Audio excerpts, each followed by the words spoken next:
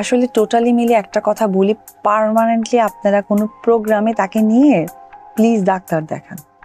বুবলি সাকিব খানের সঙ্গে যা যা করতে চেয়েছিল তা করতে পারেনি, তারই জন্য তার মাথায় সমস্যা হয়ে গেছে, এমনটা বললেন অপু বিশ্বাস।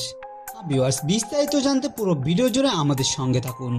কিছুদিন আগে একটি অনুষ্ঠানে উপস্থিত ছিলেন অপু বিশ্বাস। সেখানে অপু বিশ্বাসকে প্রশ্ন করা হয়, বুবলি যে আপনাকে এবং সাকিব খানকে হেয়পূর্ণ করে মাঝে মাঝে এমন বক্তব্য দেয়, সেই বিষয়ে আপনি কি বলবেন? উত্তরে অপু বিশ্বাস বলেন, 2008 সাল থেকে অপু বিশ্বাস এবং সাকিব খান জুটি বেঁধেছে এই কথা তিনি জানতেন, কিন্তু 2016 সালে আমাদের আর সাকিবের বিয়ে হয় এই বিষয়টা নাকি তিনি জানতেন না। যে 8 সালের কথা বলতেছে আর আমার বিয়ের কথাটা জানতো না।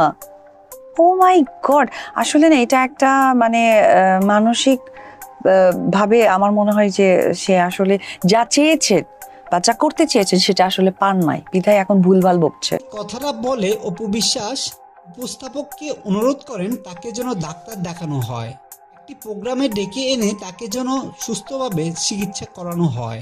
তার মাথায় সমস্যা হয়ে গেছে, সে যেগুলো করতে চেয়েছিল সেগুলো করতে পারেনি।